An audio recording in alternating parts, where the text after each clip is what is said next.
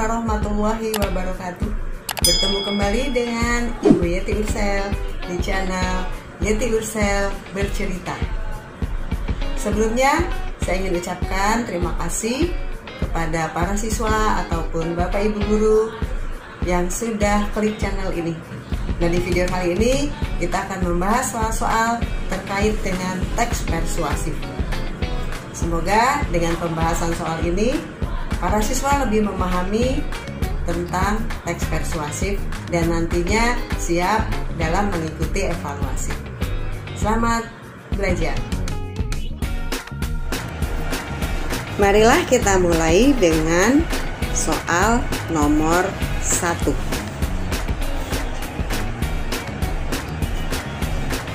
Teks yang bertujuan membujuk atau mempengaruhi orang lain agar berpikir atau bertindak seperti yang kita inginkan adalah. Nah, ini masih soal pengetahuan, mudah-mudahan tidak sulit bagi kalian menjawabnya. Pada teks di atas jelas ciri-cirinya jelas, yaitu ada kata membujuk, ada kata mempengaruhi, dan itu merupakan ciri pada teks, betul ya, teks persuasif. Jadi jawabannya adalah B. Kita lanjutkan soal berikutnya. Ini masih menguji pengetahuan kalian. Yang bukan bagian struktur teks persuasif adalah, nah kalian juga telah belajar tentang struktur teks persuasif. Masih ingat apa saja struktur teks persuasif?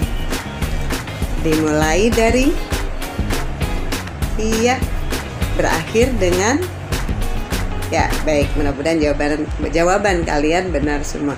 Nah, mana yang tidak terdapat atau yang ada pada jawaban ini tapi bukan bagian dari yang 4 tadi, yaitu orientasi.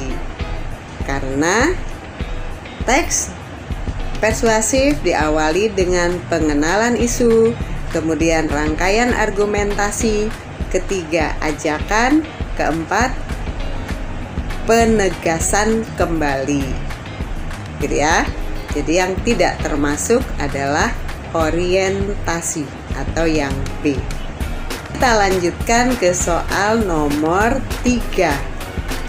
Berdasarkan struktur bagian teks persuasif yang mengungkapkan data-data dan fakta adalah.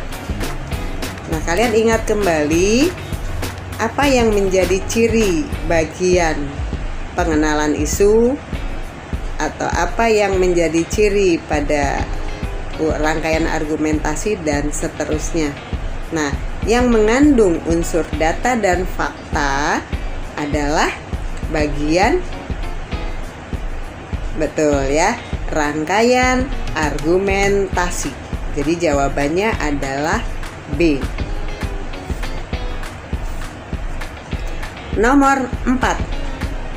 Fungsi data dan fakta pada teks persuasif adalah, kita ingat kembali bahwa data dan fakta adanya di rangkaian argumentasi. Dan kita juga tahu fungsi dari teks persuasif tadi adalah untuk membujuk, untuk mengajak, untuk mempengaruhi. Nah, agar tujuan kita tercapai, kita sampaikan data dan fakta. Jadi data dan fakta itu kita sampaikan pada tujuannya untuk, kita lihat jawabannya, A. Agar teks memiliki daya tarik untuk dibaca. B. Agar isi teks mudah dipahami. C. Agar pembaca meyakini argumentasi yang disampaikan. D. Agar teks yang ditulis lengkap. Menurut kalian yang mana jawabannya?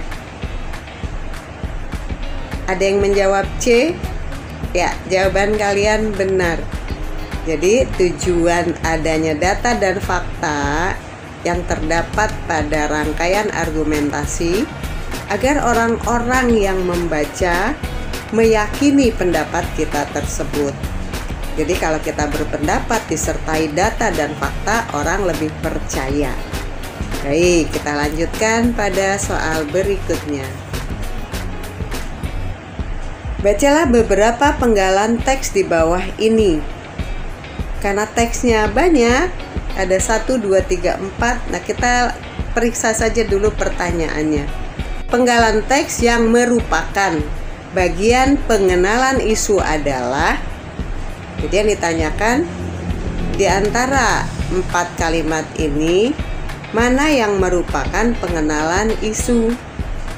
Kalian tentu masih ingat, pengenalan isu itu baru mengungkapkan masalah secara umum sebagai pengantar atau sebagai dasar. Nah, mana di antara 4 ini yang merupakan pengenalan isu? Atau bisa juga kalian pikirkan bahwa pengenalan isu itu adalah latar belakang dari sebuah teks persuasif. Jadi mengapa kita mengajak orang berbuat ini? Mengapa kita mengajak orang berbuat itu? Tentu ada sebabnya. Nah, sebabnya inilah yang biasanya berawal dari isu yang sedang berkembang atau persoalan yang sedang terjadi. Itu yang ada pada pengenalan isu. Nah, kita lihat mana yang layak berada pada pengenalan isu di 4 teks ini. 1. Akhir-akhir ini masyarakat diresahkan oleh kelangkaan gas LPG. Ini bukan kejadian yang pertama. Di tahun 2019, hal ini pun pernah terjadi.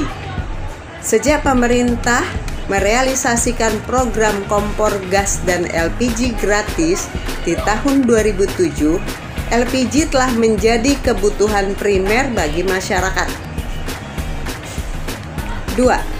Sebaiknya orang tua selalu menyediakan sarapan sebelum anak-anak berangkat ke sekolah.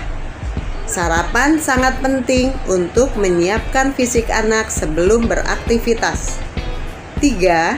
Sejak masyarakat lebih banyak beraktivitas di rumah, YouTube menjadi alternatif hiburan bagi masyarakat.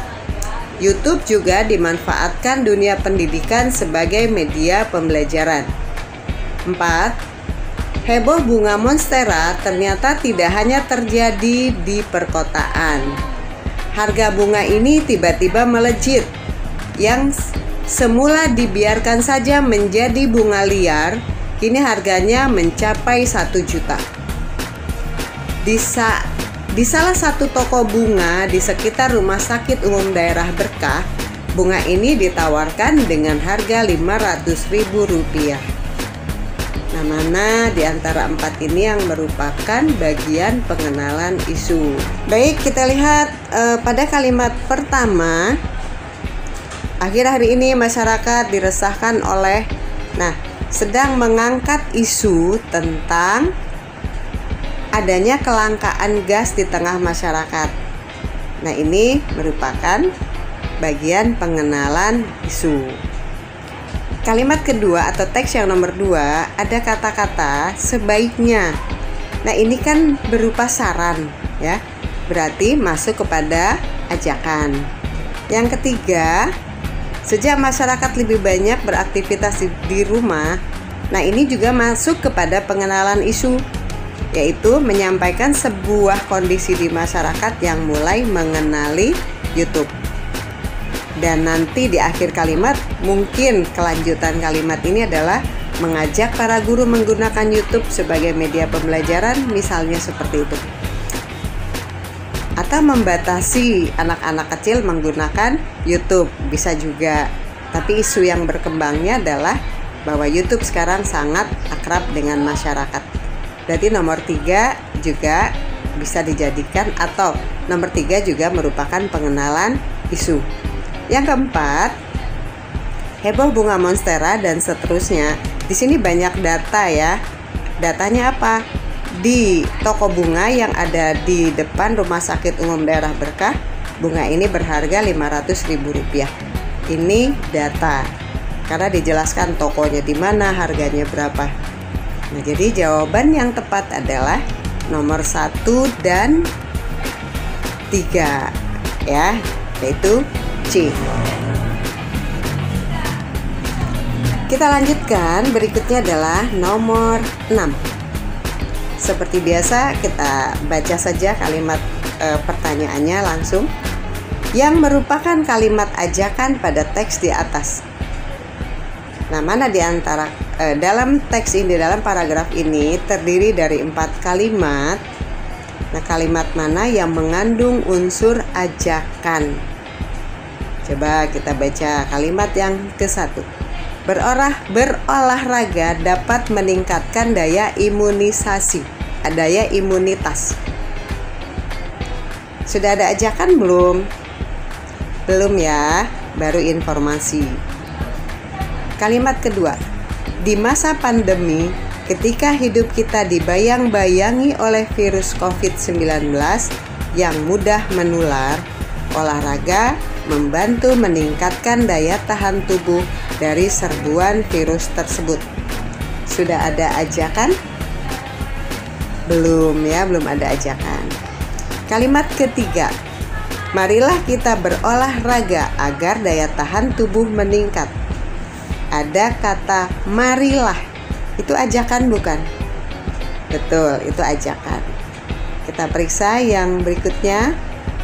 Lakukan 2 kali dalam sepekan selama 30 menit. Ada kalimat perintah atau kalimat saran.